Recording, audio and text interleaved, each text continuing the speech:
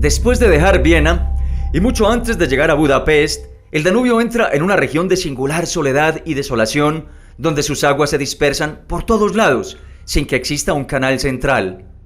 La región se torna en un pantano por millas y millas, cubierto por un vasto mar de bajos arbustos de sauce.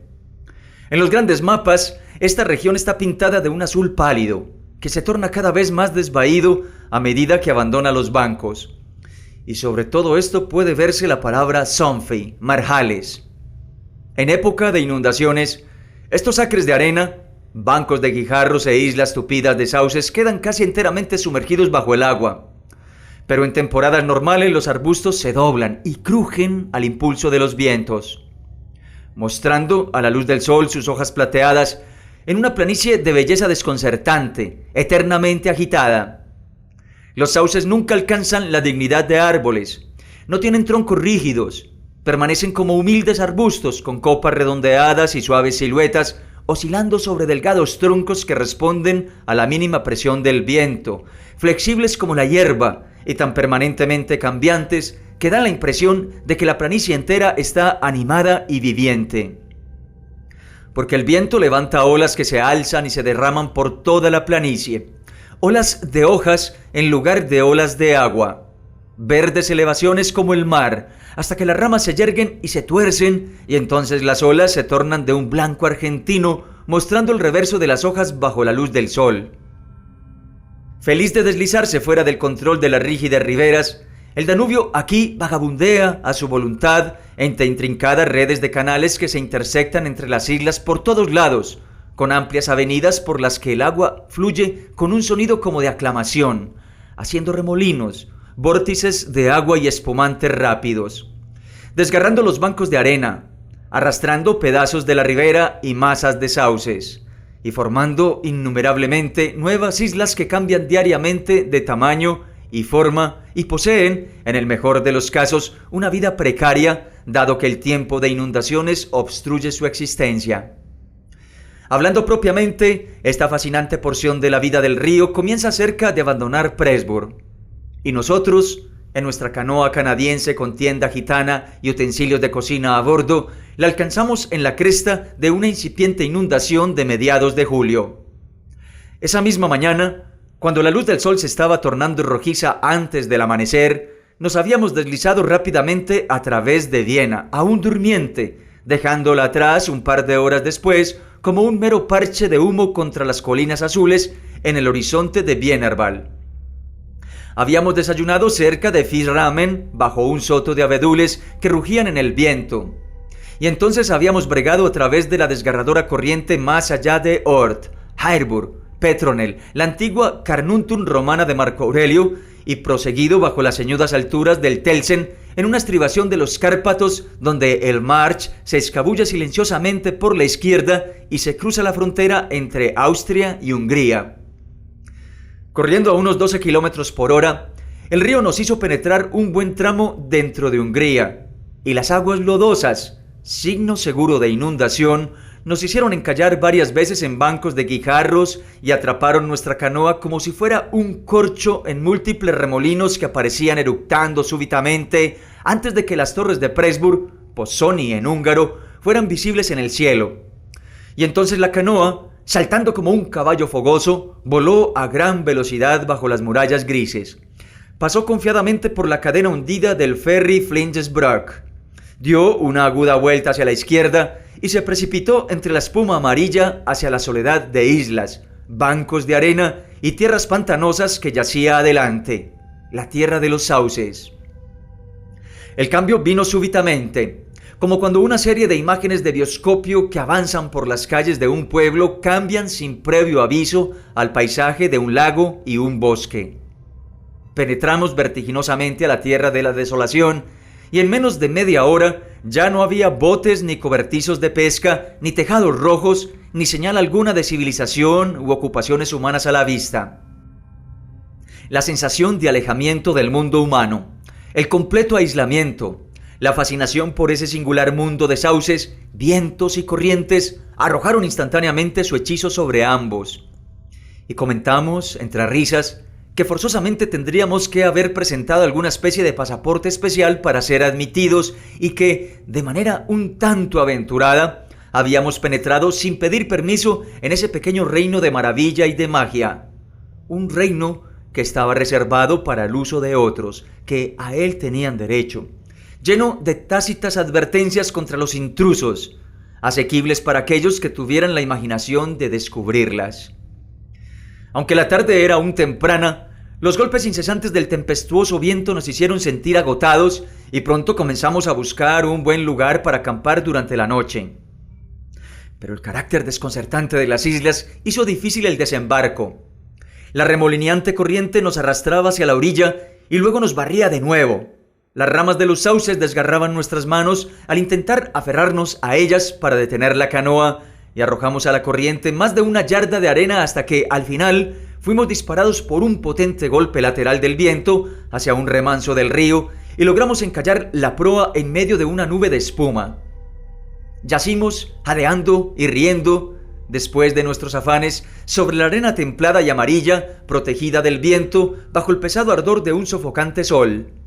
Un cielo azul sin nubes sobre nosotros, y una inmensa armada de danzantes y rugientes arbustos de sauce cercándonos por todos lados, brillantes de espuma y aleteando sus millares de pequeñas manos como si aplaudieran nuestros esfuerzos. «Vaya un río», dijo mi compañero, pensando en todo el camino que habíamos recorrido desde su fuente en la Selva Negra y en cómo él había estado obligado a bajar y empujar la canoa a través de los vados a principios de junio. «Esto no aguantará más tonterías el día de hoy, ¿no es cierto?», dijo, arrastrando la canoa un poco más lejos hacia la seguridad de la arena y disponiéndose luego a una siesta. Yo me recosté a su lado, feliz y tranquilo ante la efusión de los elementos, agua, viento, arena y la gran llama del sol, pensando en el largo viaje que aguardaba ante nosotros y en el gran estrecho allá adelante antes de llegar al Mar Negro y en cuán afortunado era de tener un amigo tan encantador y entrañable viajando a mi lado, el sueco. Habíamos realizado muchos viajes similares juntos, pero el Danubio, más que cualquier otro río que yo conociera, nos impresionó desde el inicio con su vivacidad. Desde su pequeña y burbujeante entrada al mundo entre los pinares de Donaueschingen hasta el momento presente en que comenzaba a jugar el gran juego fluvial, que era ese irse perdiendo a sí mismo entre pantanos abandonados, sin ser visto, sin detenerse, había sido para nosotros como seguir el crecimiento de una criatura viviente.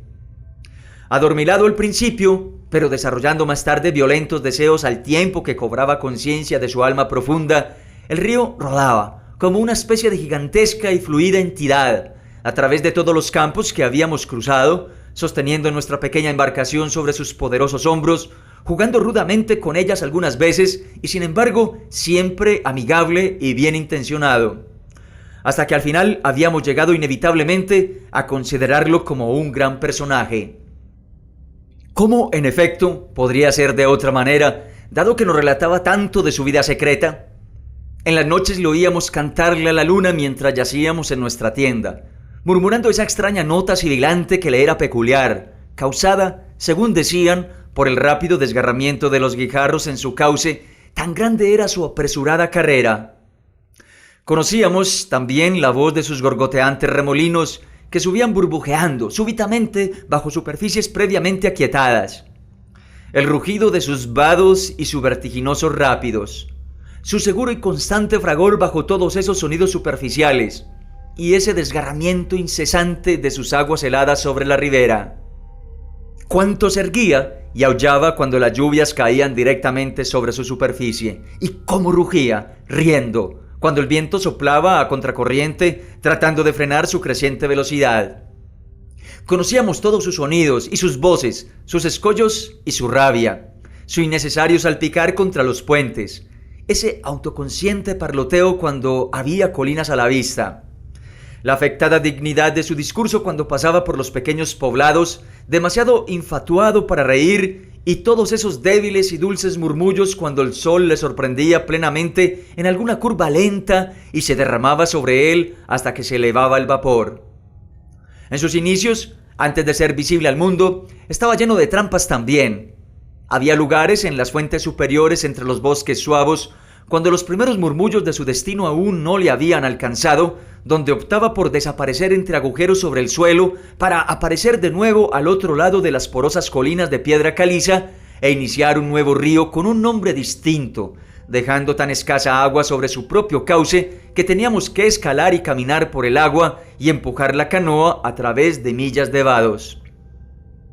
Y uno de sus principales placeres en esos precoces días de su irresponsable juventud era permanecer tranquilo, como Brer Fox, justo antes de que las pequeñas y turbulentas corrientes tributarias vinieran a unírsele desde los Alpes, y entonces negarse a cogerlas, y correr así por millas, lado a lado, bien marcada la línea divisoria, incluso distinguibles los niveles, el Danubio rehusándose absolutamente en reconocer al recién llegado.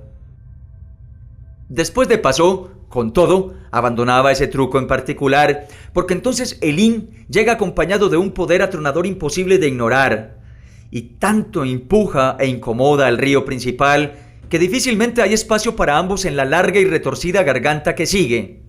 Y el Danubio es empujado aquí y allá contra los riscos y forzado a acelerar su marcha para llegar a tiempo entre grandes olas y fango que salpican por todos lados. Y durante el combate nuestra canoa se deslizó de sus hombros a su pecho y padeció en medio del combate de las olas. Pero el Inn le enseña al viejo río una lección y después de Passau ya no aspira a ignorar a los recién llegados.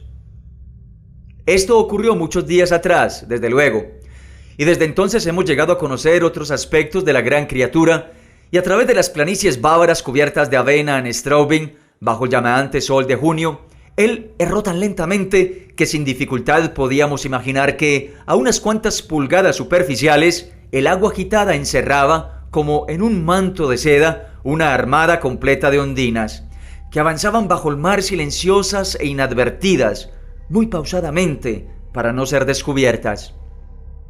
Perdonábamos a esa criatura por su amabilidad hacia las aves y animales que habitaban en la ribera.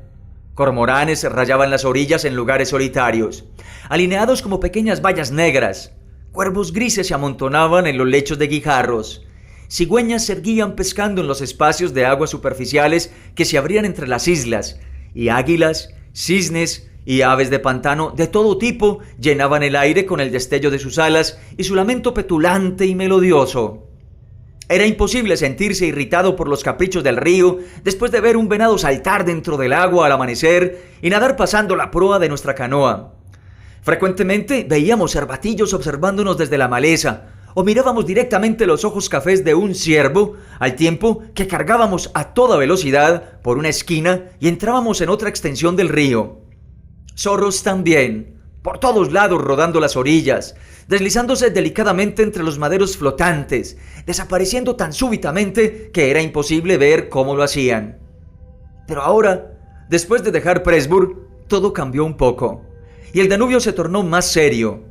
Cesaron los juegos. Estaba a medio camino del mar, a una distancia similar de otras aún más extrañas regiones donde ningún truco será admitido o comprendido. Y súbitamente se tornaba maduro, y exigía nuestro respeto e incluso nuestro temor. Se rompía en 3 brazos, por decir algo, que solo se volvían a encontrar un centenar de kilómetros más abajo, y para una canoa no había indicación alguna acerca de cuál camino se debía seguir. Si toman un canal lateral, dijo el oficial húngaro que conocimos en la tienda de Pressburg mientras comprábamos provisiones. Se encontrarían cuando la inundación baje a 40 millas de cualquier lugar, en seco, y podrían fácilmente morir de hambre. No hay gente, ni granjas, ni pescadores. Les aconsejo que continúen. El río está aún elevándose y este viento va a aumentar. El río creciente no nos alarmaba en lo más mínimo, pero el problema de quedarnos en seco por un súbito descenso de las aguas podría ser algo serio. Habíamos, consecuentemente, agregado una provisión extra. En cuanto a lo otro, la profecía del oficial resultó verdadera y el viento, soplando bajo un cielo perfectamente despejado, se incrementó de manera constante hasta que alcanzó la dignidad de un vendaval del oeste. Era más temprano de lo usual cuando acampamos. El sol estaba a 1 o 2 horas del horizonte y, dejando a mi amigo aún dormido sobre la arena caliente, deambulé por ahí en un vago examen de nuestro hotel. La isla, descubrí, era de menos de 1 acre de extensión, un simple banco arenoso irguiéndose unos 2 o 3 pies sobre el nivel del río. El extremo más lejano, apuntando al poniente, estaba cubierto por la espuma que el terrible viento arrojaba como crestas de las rompientes olas. Era triangular en su forma, con la punta a contracorriente.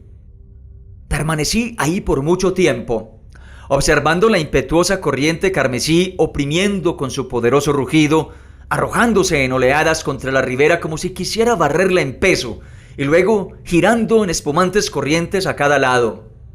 El suelo parecía temblar ante el choque y el ímpetu, mientras el furioso movimiento de los sauces, al derramarse el viento sobre ellos, aumentaba la curiosa ilusión de que la isla misma se estaba moviendo. Más adelante, por 1 milla o 2, podía ver el gran río descendiendo sobre mí. Era como mirar el descenso de una luz en una montaña, blanco de espuma, saltando por todos lados para mostrarse ante el sol. El resto de la isla era demasiado denso en sauces para permitir un avance placentero, pero con todo hice el viaje. Desde el extremo más bajo, la luz desde luego cambiaba y el río lucía oscuro y enfurecido. Solo el dorso de las elevadas olas era visible, veteadas de espuma y empujadas con fuerza por las grandes rachas de viento que caían sobre ellas desde atrás. Por 1 corta milla el río era visible, derramándose entre las islas y luego desapareciendo entre los sauces con un impacto enorme, los cuales se agrupaban a su alrededor como una piara de monstruosas criaturas antediluvianas amontonándose para brevar. Me hacían pensar en gigantescas excrescencias esponjosas que absorbían el río en su interior. Le hacían desaparecer de vista. Ellos se hacinaban ahí, juntos, en número avasallador. Era una escena impresionante, con su absoluta soledad, su extraña sugestión, y mientras contemplaba, larga y morosamente, una singular emoción comenzó a agitarse en algún lugar en lo profundo. En medio de mi delectación ante la belleza salvaje, subió, reptando, de manera intempestiva e inexplicable, una curiosa sensación de inquietud y casi de alarma. Un río sugiere siempre algo de funesto. Muchos de los islotes que veía ante mí probablemente ya habrían sido arrasados para la hora de la mañana. Ese irresistible y atronador torrente tocaba fibras de verdadero temor y reverencia en mí. Y sin embargo, yo no me daba cuenta de que mi inquietud yacía en capas más profundas que las de las simples emociones de temor y admiración. No era eso lo que yo sentía. Tampoco tenía que ver directamente con el poder del viento tempestuoso, ese huracán ensordecedor que podría arrastrar unos cuantos acres de sauces por el aire y esparcirlos como montones de hojarasca en el paisaje. El viento estaba simplemente jugando, porque nada se elevaba en ese llano paisaje que pudiera detenerlo, y yo era consciente de participar de su gran juego con una especie de gozosa excitación. Sin embargo, esta nueva emoción no tenía nada que ver con el viento. En verdad, tan vaga era la sensación de angustia que experimentaba que era imposible rastrear su fuente y hacerse cargo de ella apropiadamente. Aunque de alguna manera me daba cuenta que tenía que ver con la comprensión de nuestra completa insignificancia ante el poder desencadenado de los elementos a mi alrededor. El río desbordante tenía algo que ver con ello también. La vaga y desagradable idea de que, de alguna manera, nosotros habíamos menospreciado estas poderosas fuerzas elementales, en cuyo poder yacíamos indefensos a cada hora del día y de la noche.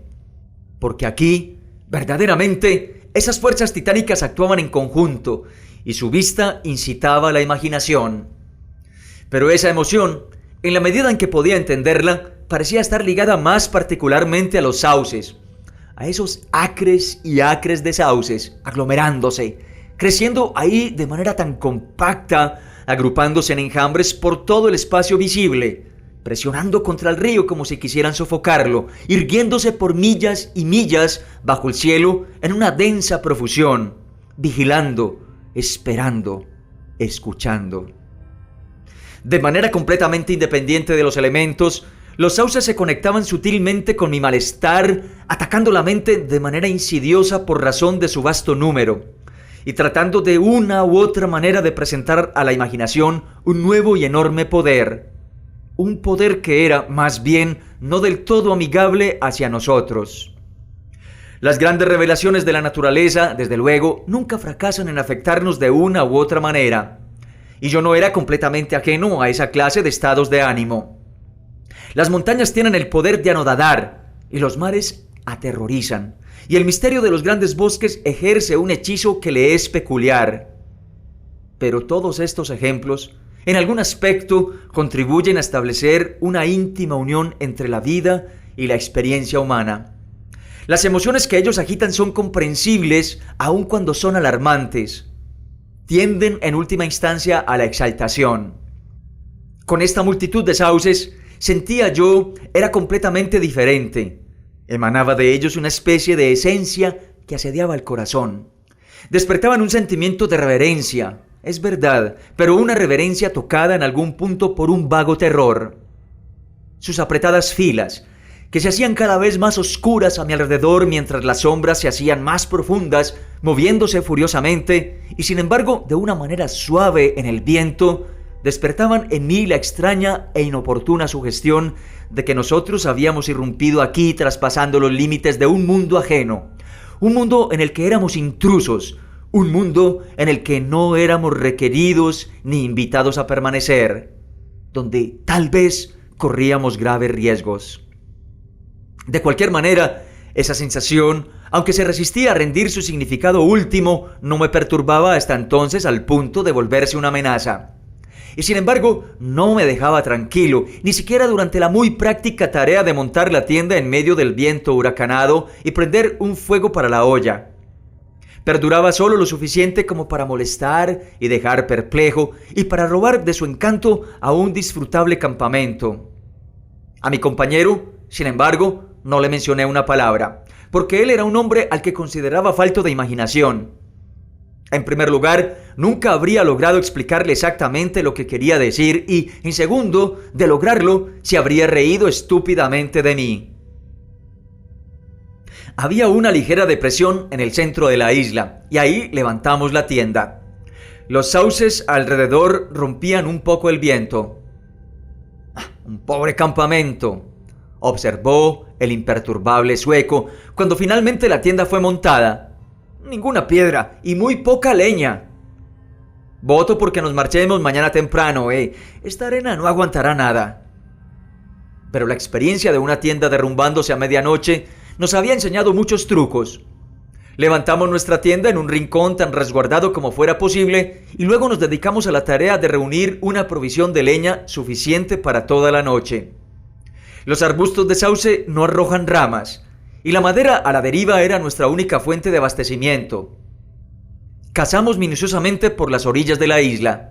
Por todos lados los bancos crujían al tiempo que la crecida del río los desgarraba, llevándose enormes porciones de ellos entre chorros y gorgoteos. «La isla ya está mucho más pequeña que cuando llegamos», dijo con precisión el sueco. «A este paso no durará mucho. Será mejor arrastrar la canoa cerca de la tienda y estar listos para saltar al instante. Dormiré con la ropa puesta». Estaba a cierta distancia, escalando por la orilla, y escuché su jovial risotada mientras hablábamos. «¡Por Jove!», le escuché llamar un momento después y me volví para ver qué había causado su exclamación. Pero por el momento él estaba escondido tras los sauces y no podía hallarlo. «¿Qué demonios es esto?», le escuché gritar de nuevo y esta vez la voz se había tornado seria. Corrí rápidamente y me le uní en la orilla. Estaba mirando el río, apuntando hacia algo en el agua. «¡Por todos los cielos, es un cuerpo!», gritó exaltado. «¡Mira!». Un objeto negro pasó arrastrado rápidamente, dando vuelcos entre las olas espumantes. Siguió avanzando, hundiéndose y volviendo a la superficie constantemente. Estaba a unos 20 pies de la orilla y justo cuando se situó frente a donde estábamos, dio una sacudida y quedó mirando directamente hacia nosotros. Vimos sus ojos reflejando la puesta del sol y destellando una extraña luz amarilla al tiempo que el cuerpo daba vuelta. Luego dio una rápida y voraz zambullida y se sumergió fuera de vista en un parpadeo. ¡Una nutria!, exclamamos en el mismo aliento, riendo. Era una nutria viva y de cacería. Sin embargo, lucía exactamente como el cuerpo de un hombre ahogado dando tumbos indefenso en la corriente. Río abajo, volvió de nuevo a la superficie y pudimos ver su piel negra, húmeda y brillante a la luz del sol. Luego, justo cuando volvíamos con los brazos cargados de leña, otra cosa sucedió que nos hizo volver junto a la orilla del río. Esta vez realmente era un hombre, y lo que era más, un hombre en un bote. Un bote en el Danubio era una vista inusual en cualquier tiempo, pero aquí, en esta desierta región y en tiempos de inundación, era tan inesperado como para constituir un verdadero acontecimiento. Nos quedamos ahí, observando. No puedo decir si fue por la inclinación de la luz del sol o por la refracción en el agua. Maravillosamente iluminada, pero cualquiera que sea la causa, encontré dificultad en enfocar mi vista apropiadamente sobre la acelerada aparición. De cualquier manera, parecía ser un hombre erguido en una especie de bote de fondo aplastado, gobernando con un largo remo y siendo arrastrado hacia la ribera opuesta a una velocidad tremenda. Aparentemente él estaba mirando en nuestra dirección, pero la distancia era demasiado grande y la luz demasiado incierta para que nosotros pudiéramos darnos cuenta plenamente qué pretendía. A mí me pareció que estaba gesticulando y haciendo señales hacia nosotros. Su voz nos llegó a través del agua, gritando algo furiosamente, pero el viento la ahogó de tal manera que ninguna palabra fue audible. Había algo curioso acerca de la aparición en su conjunto: hombre, bote, señales, voz, que dejó en mí una impresión desproporcionada. «¡Está persignándose!», grité. «Mira, está haciendo la señal de la cruz». «Creo que tienes razón», dijo el sueco, resguardando sus ojos con las manos y observando al hombre salir de vista. Parecía haberse marchado en un instante, desvaneciéndose ahí abajo entre el mar de sauces, en una curva del río donde el sol caía sobre ellos y los convertía en una enorme y hermosa muralla carmesí. La niebla había comenzado a alzarse también, así que el aire estaba brumoso. «¿Pero qué demonios está haciendo al anochecer en este río desbordado?», dije, en parte para mí mismo. «¿A dónde va a esta hora? ¿Y qué quiso decir con sus señales y sus gritos? ¿Crees que haya querido advertirnos de algo?» «Vio nuestro humo y tal vez pensó que éramos espíritus», rió mi compañero. «Estos húngaros creen en toda clase de disparates. ¿Recuerdas a la dependienta en Pressburg advirtiéndonos que nunca nadie hacía tierra aquí? Porque esto pertenecía a una especie de seres de fuera del mundo de los hombres. Me imagino que creen en hadas y en elementales, posiblemente en demonios también. Aquel campesino en el bote vio gente en las islas por primera vez en su vida», agregó después de una breve pausa. «Y lo asustamos, eso es todo». El tono de voz del sueco no sonaba convincente, y su aspecto carecía de algo que usualmente poseía. Noté el cambio instantáneamente mientras hablaba, aunque sin poder caracterizarlo precisamente. Nuestra conversación declinó y volvimos junto a la olla. Mi amigo, por regla general, no era muy dado a conversaciones imaginativas. Por otra parte, recuerdo que solo entonces sentí una verdadera alegría por ello. Su naturaleza estólida y pragmática súbitamente me pareció acogedora y confortante. Era un admirable temperamento, pensé. Él podía gobernar a través de los rápidos como un piel roja, cruzar peligrosos puentes y remolinos mejor que cualquier hombre blanco que yo hubiera visto sobre una canoa. Él era un extraordinario camarada para un viaje de aventuras, una torre de fuerza ante los acontecimientos imprevistos. Miré su fuerte rostro y su cabello levemente rizado mientras se tambaleaba bajo su carga de leña, el doble de grande que la mía, y experimenté una sensación de alivio.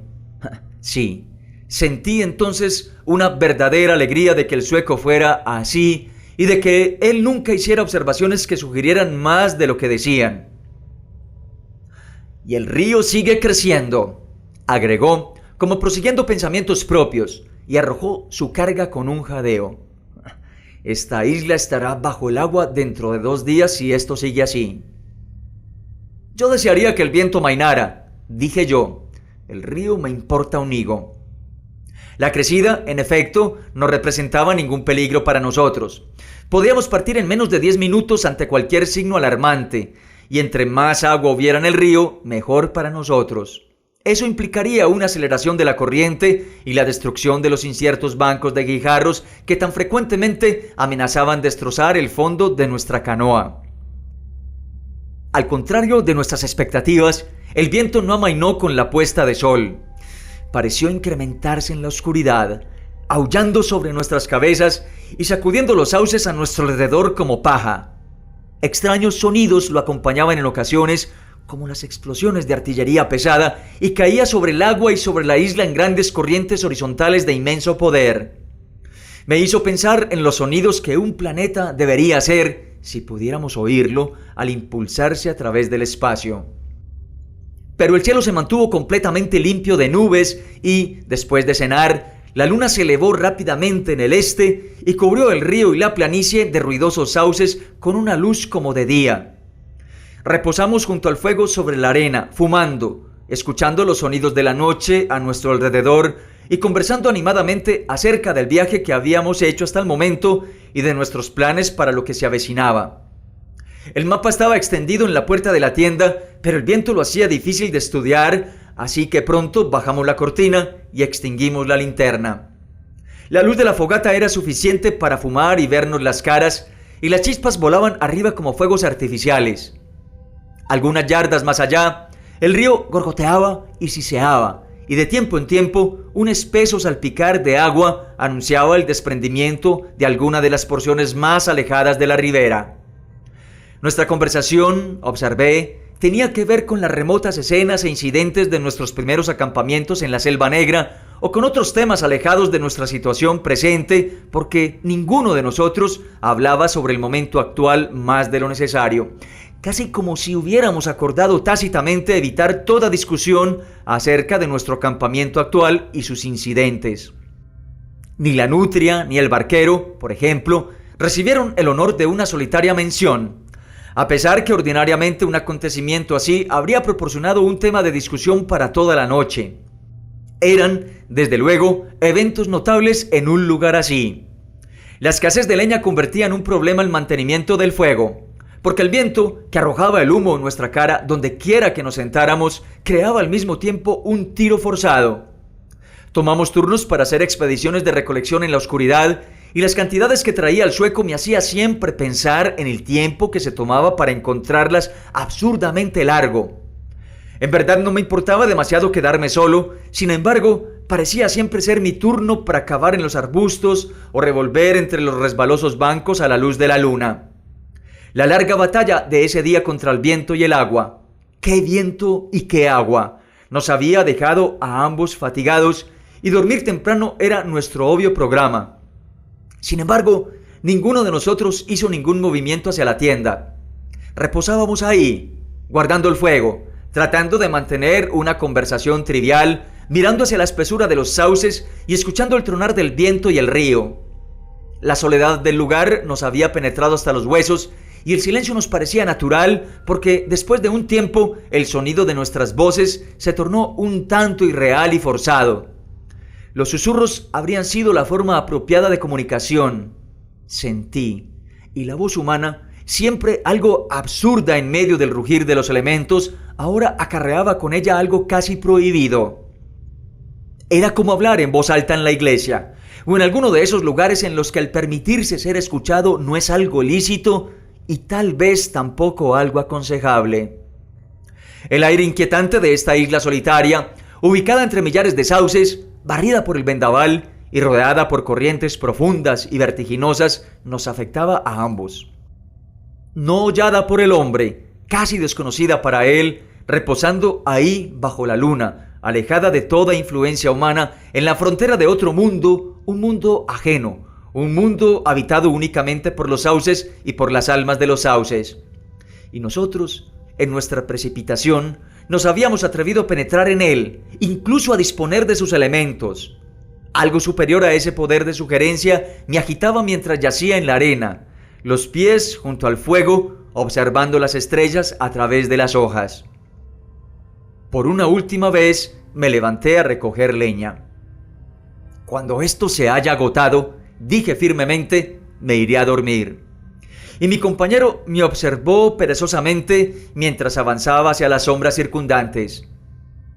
Para ser un hombre falto de imaginación, parecía inusualmente perceptivo esa noche, inusualmente abierto a otros estímulos aparte de los sensoriales. Él también estaba afectado por la belleza y la soledad del lugar. Yo me vi del todo complacido, recuerdo, al reconocer este sutil cambio en él, y en lugar de ponerme inmediatamente a recolectar ramas, me dirigí hacia la parte más alejada de la isla, donde se podía ver desde una mejor perspectiva la luna cayendo sobre la planicie y el río. El deseo de estar solo había caído súbitamente sobre mí. Mi antiguo temor volvió con más fuerza. Había una vaga sensación en mí, y yo deseaba enfrentarla y sondearla hasta el fondo. Cuando alcancé el punto donde la arena sobresalía sobre las olas, el hechizo del lugar descendió sobre mí creándome una verdadera turbación. Ningún simple paisaje podría haber causado tal efecto. Había algo más aquí, algo alarmante. Miré fijamente hacia la ruina de las aguas brutales. Observé los sauces susurrantes. Escuché el impacto incesante del viento. Todos y cada uno, cada cosa de una manera peculiar, despertaron en mí esa sensación de extraña inquietud. Los sauces me afectaban especialmente. Perpetuamente mantenían su parloteo y su conversación privada, riendo un poco, chirriando estridentemente, suspirando algunas veces, pero la causa de su agitación pertenecía a la vida secreta de la gran planicie que ellos habitaban. Y era completamente ajena al mundo que yo conocía, o al mundo donde los elementos, aunque salvajes, eran aún benignos. Me hacían pensar en una hueste de seres pertenecientes a otro plano de la naturaleza, a una evolución completamente divergente tal vez, todos discutiendo un misterio solo por ellos conocido. Los contemplé moviéndose afanosamente y en conjunto, sacudiendo anormalmente sus grandes cabezas lanudas, haciendo girar sus millares de hojas aun cuando no había viento. Se movían por impulso propio como seres vivientes y rozaban, por algún método incalculable, el agudo sentido del horror que hay en mí. Se erguían ahí bajo la luz de la luna como un vasto ejército rodeando nuestro campamento, sacudiendo sus innumerables astas plateadas, desafiantes, en formación para atacar. La psicología de los lugares, para algunas mentes al menos, es muy vívida, especialmente para el viajero. Los lugares de campamento tienen su nota de bienvenida o de rechazo. Al principio puede no ser perceptible porque las afanosas tareas de levantar la tienda y preparar el fuego lo impiden, pero con la primera pausa, usualmente después de cenar, ella viene anunciándose a sí misma. Y la nota de este campo de sauces se tornaba ahora clara e inequívoca para mí. Éramos advenedizos, intrusos, no éramos bienvenidos. La sensación de extrañamiento creció en mí mientras permanecía ahí observando. Tocábamos la frontera de una región que se resentía de nuestra presencia. Una única noche de alojamiento podría tal vez tolerarse, pero una estadía prolongada e inquisitiva no. Por todos los dioses de los árboles y de la naturaleza profunda, no. Éramos la primera influencia humana en estas islas y no éramos requeridos. Los sauces estaban contra nosotros. Extraños pensamientos como estos, extravagantes fantasías, paridas sin saber cuándo, encontraban alojamiento en mi mente mientras permanecía ahí escuchando. ¿Y qué? Pensaba, si estos sauces agazapados dieran señales de vida, si súbitamente se elevaran como un enjambre de criaturas vivientes, conducidos por los dioses cuyo territorio habíamos invadido, barriendo contra nosotros a través de los pantanos, retumbando en la noche. Y entonces cesarán. Al mirarlos era fácil imaginarse que realmente se movían, que se acercaban arrastrándose, retrocediendo después un poco, apretándose en grandes masas, hostiles, esperando hasta que el viento finalmente los impulsara en la embestida. Podría haber jurado que su aspecto cambió un poco, que sus filas se profundizaron y se hicieron más cerradas. El llanto chirriante y melancólico de un ave nocturna se oyó en lo alto. Y casi perdí el equilibrio cuando el trozo de arena en que estaba parado cayó salpicando dentro del río, minado por la corriente. Retrocedí justo a tiempo. Volví a buscar leña, a medias riendo ante las extrañas fantasías que se amontonaban en mi mente y me atrapaban con su hechizo. Recordé la observación del sueco acerca de partir al día siguiente y estaba apenas pensando en que yo estaba completamente de acuerdo con él, cuando me volví súbitamente y vi el objeto de mis pensamientos irguiéndose frente a mí. Estaba muy cerca. El ruido de los elementos había cubierto sus pasos.